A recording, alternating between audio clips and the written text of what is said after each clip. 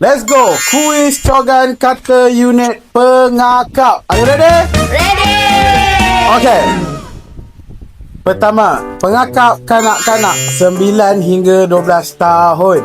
Apa ni? Bersedia? Salah. Takut. Kasih dengan binatang, betul tak?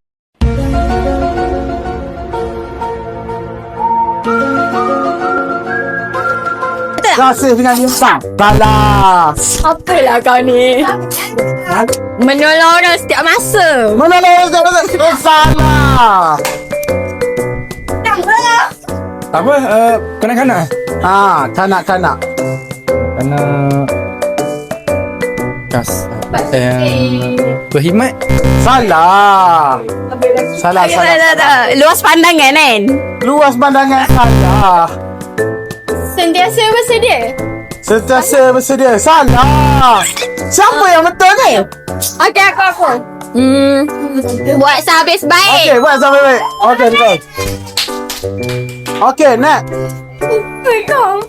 Serius. Pengakap muda 12 hingga 15 tahun. Cogan kata. Tadi nak ingat dah.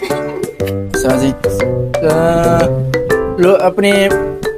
Luas pandangan? Luas pandangan. Salah. Kali ni aku confident aku betul. Apa? Sentiasa bersedia. Sudah.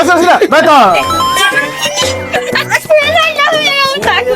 Okey, next. Okay.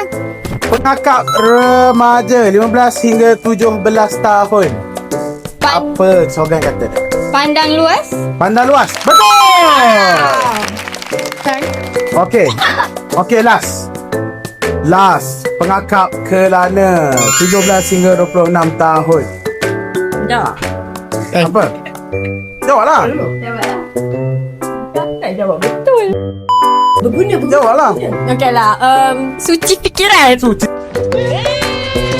Fikiran salah. Okay, ambil. Dah kelana lah. Tahu ke? Apa ni? Kelana. Semestinya berhikmat. Berhikmat mata. It's the motherfucking Eagle Double G. Snoop Dogg. You know I'm mobbing with the G. So, itulah cogan kata unit pengakap. So, bye korang. Bye.